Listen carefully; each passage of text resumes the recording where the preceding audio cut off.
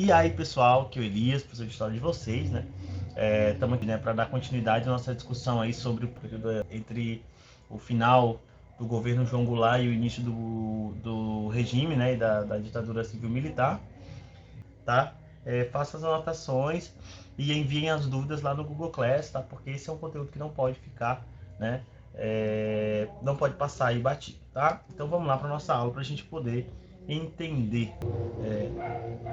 Vamos lá.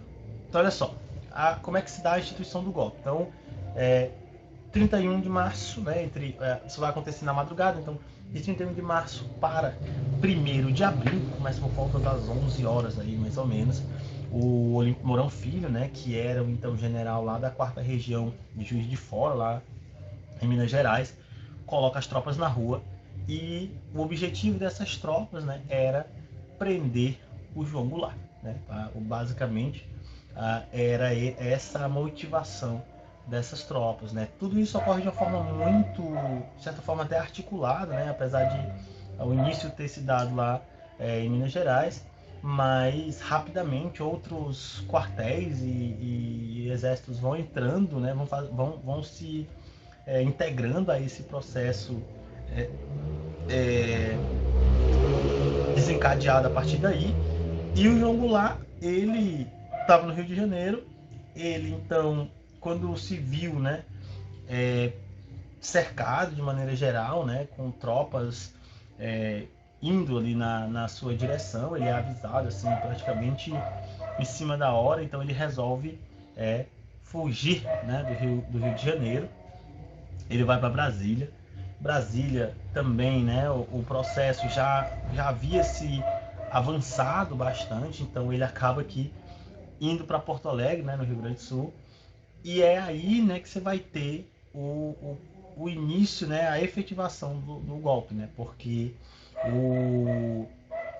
o Auro, né, de Moura Andrade, né, ele que vai declarar vaga, né, a presidência da República, e isso acontece quando você tem um processo desse tipo, não, um processo de desordem social, e se o presidente ele foge do Brasil, né, ele sai do território nacional, a presidência pode ser declarada vaga, né? Mas, no entanto, o Jango ele ainda estava no Rio Grande do Sul, mas mesmo assim o Congresso decreta, né, que a cadeira da presidência estava vaga, e aí quem é empossado como substituto aí imediato é o Ranieri Mazzilli, que era então presidente lá.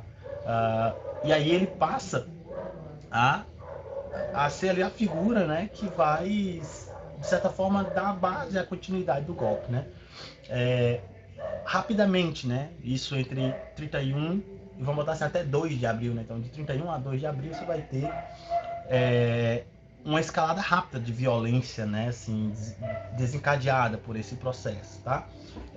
De um lado, a gente vai ter o próprio exército, né, que coloca tanques na rua e aviões e tal. Havia uma ameaça, assim, né, pelo menos uma sensação de que poderia haver uma resistência, daí a própria iminência do acordo militar que garantia apoio estadunidense, né, ao desenrolar desse golpe. Mas a resistência não ocorre, né? No entanto, também nas ruas isso passa a se tornar algo bastante, vamos dizer assim, violento, né? Porque a UNE, né, a União Nacional dos Estudantes, a sede da UNE é incendiada, né? Ainda no começo de abril aí. A faculdade, né, o prédio da Faculdade Nacional de Filosofia é metralhado.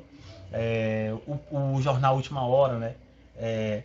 Invadido, os militares inclusive tomam o prédio e se assentam lá, né? Então, quer dizer, desencadeava-se aí um longo processo, quer dizer, o golpe, né, de maneira geral, ele foi rápido, né? Até mesmo porque não houve uma resistência organizada, ainda que alguns grupos, né, alguns setores que apoiavam o João Goulart, né, quisessem fazer frente, né, fazer resistência, né, não houve essa tentativa por parte do próprio João Goulart, né? Então o João Goulart acaba que se eximindo aí da resistência. O Leonel Brizola, né, ainda também tenta fazer essa resistência, mas acaba que não conseguindo apoio. O Jango também não consegue o apoio, né, dentro do exército. Então, quando ele perde, de certa forma, todo o controle ali, principalmente das forças armadas, ele não tinha como resistir a esse processo. Então acaba que o golpe é estabelecido, ele é deposto ainda, né, ainda estando no Brasil, né, no Rio Grande do Sul. Depois ele se exila do Brasil, e aí estava instituído, né? Então Ranieri Mazzilli assumia a cadeira da presidência. Depois, né, ainda em abril, o Congresso vota indiretamente, e quem vence essa eleição aí indireta é o Humberto de Alencar Castelo Branco, general militar. E ele passa então a assumir o cargo. Então, o primeiro dos generais, né, o primeiro governante aí do regime militar é o Castelo Branco, né, Humberto de Alencar Castelo Branco, que passa a assumir esse processo. O Castelo Branco, né, ele, e não só ele, mas botar assim, o regime de maneira geral, nos seus primeiros anos buscava estabelecer um ar de legalidade, de democracia, né? A ideia, o discurso construído pelos militares, a partir desse primeiro momento, era de constituir ali um ar de democracia, até porque havia, né, a crença, por exemplo, o Carlos Lacerda, que era aquele lá presidente da UDN, que foi grande opositor de Getúlio Vargas, apoiou o golpe, né, de maneira muito ferrenha, principalmente porque acreditava que em 65, né, os militares deixariam o poder e novas eleições seriam convocadas, com uma grande possibilidade do Carlos Lacerda vencer. Então ele passa a apoiar o golpe muito nessa esperança, né?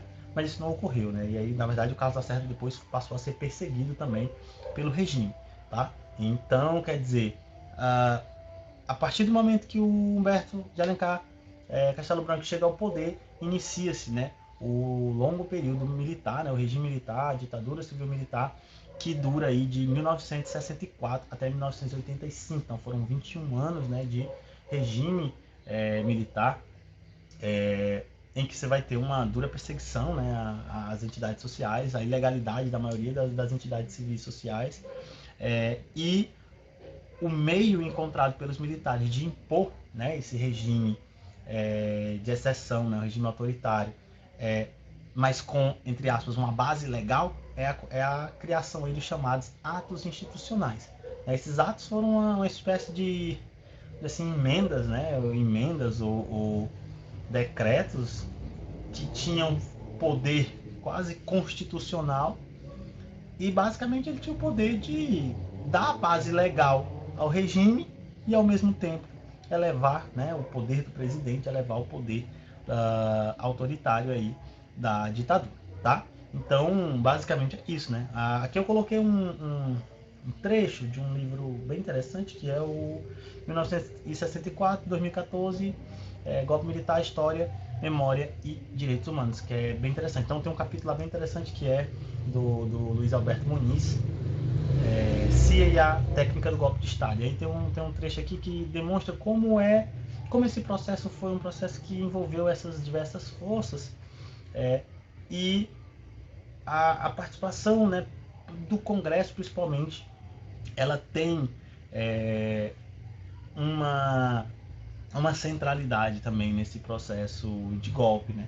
Porque para alguns dizem até que o golpe propriamente dito começa no Congresso, né? Porque a partir do momento que se decretou a vacância da presidência, você garantiu ali as bases da deposição do João Goulart, certo? Então olha só. Então o senador Auro de Moura Andrade cumpriu literalmente e fielmente o roteiro prescrito, né? Declarou a vacância da presidência da República, mesmo sabendo que ele, Goulart, não renunciara e continuava no Brasil, e impulsou no cargo o deputado Ranieri Mazzilli, que, como presidente do Congresso, estava imediatamente na linha de sucessão. Aí, se resistência houvesse e a guerra civil irrompesse, ele poderia requerer a assistência dos Estados Unidos, né, com base no acordo militar renovado através das notas reversais de 28 de janeiro de 64. Mas não foi necessário.